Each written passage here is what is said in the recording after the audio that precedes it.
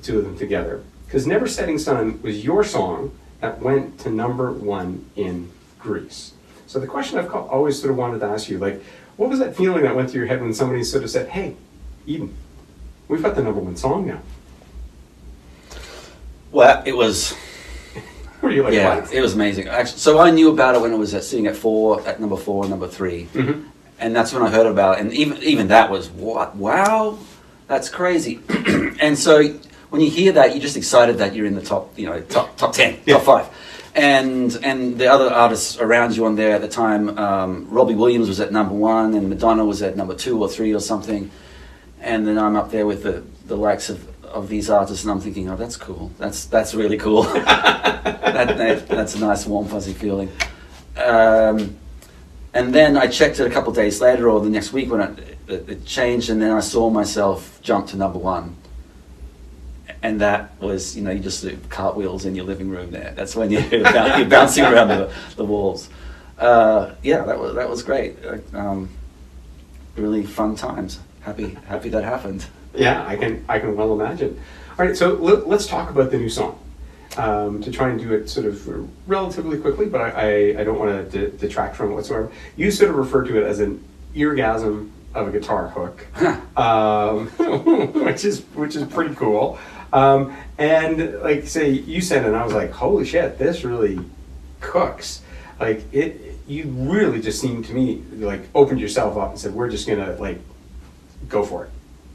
Yeah, yeah. Well, this is the song's called Stranger. This is one of the songs that started out as an acoustic song, written on acoustic guitar, and I had these ideas for it.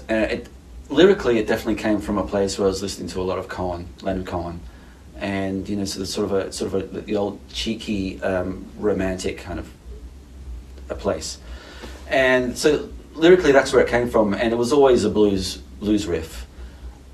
For me, the challenge was, and for Tim, who I worked with on this, the challenge was trying to bring a blues song into a modern day pop environment. Mm-hmm. Really difficult. But you know who does this with the utmost grace and ease and amazing skill is the Black Keys. Right. Right? They're pop songs, but they've got so much edge and coolness to them. And they're based in blues riffs. Jack White to a large mm-hmm. extent as well. I mean, those Jack White and the Black Keys always go hand in hand. I guess both bands wouldn't like me to say that, but they do. Do you know about the rivalry between those guys? No, I don't. Well, I don't know too much either. I heard, and this is just friends telling me that they went to the same school, and Jack named his band the White Stripes, and then Dan named his the Black Keys, and he's like, you copied me, and and like, yeah, I did, but they're both cool names. Anyway, I don't know too much about it, so it's all hearsay to me, but it's fun. It's fun bar talk, right? Which is banter. Is my favorite kind of banter. But there's an interesting part without sort of knowing all the lyrics with you, but you're sort of talking at one point about if before people are friends, they are strangers, and if you want to make friends, you have to go up to strangers. Or a stranger needs to enter your life. Right. So a stranger enters your life, and whether you or they, or by some miraculous happening, it evolves into a friendship or even an acquaintance after that, then mm-hmm. so be it.